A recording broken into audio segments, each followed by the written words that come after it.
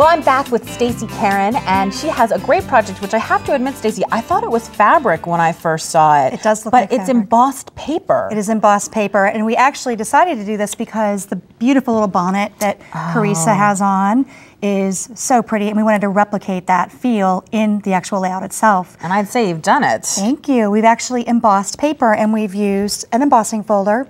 This embossing folder has two sides, so it has two different patterns that you can choose from. We've used both patterns in the layout. So we're going to just take the pre-cut, die-cut squares that I've used here, and we're just going to line them up on the folder, and then run them through the die-cutting machine for the embossing effect. So you could just place them anywhere in Anywhere, there. just like that. And then just close the folder and put the embossing mat on top. This is a special embossing mat that's made for the folders. Okay. And then just run it through the die-cutting machine. Cool.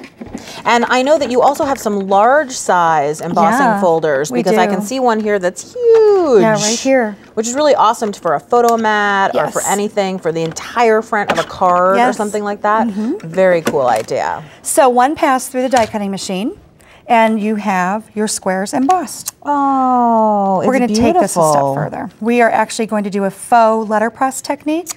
And so that just means you take some ink and you just run the ink lightly over your embossed areas. Does it need to be any kind of special ink No, or anything any kind that of you ink like? that you like. You just make a gentle rub. I see you're just brushing it over there, Just and you have brush that it piece lightly. of scrap paper down just to protect your surface. Just to from protect. it. And then you just go ahead and you... Such a cool tone on tone, and going. I'll put some of these out here.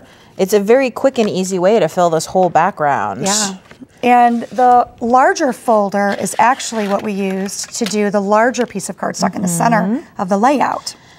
And now if you wanted to reverse it, is there anything special you have to do to get the design on the other side? No, you simply just put the cardstock in this way, or you put the cardstock on the opposite side and fold it the opposite way. That is very, two very options. cool.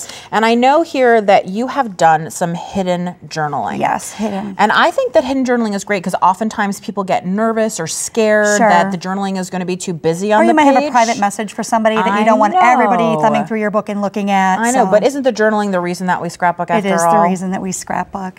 So cute. We also have used this technique with metal to do jewelry.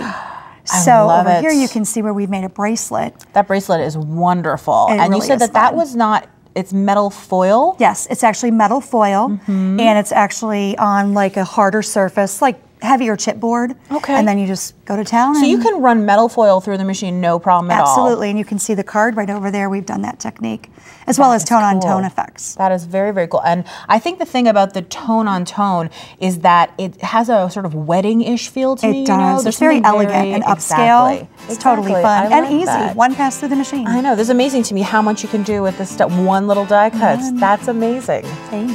Thanks so much, and we'll be right back.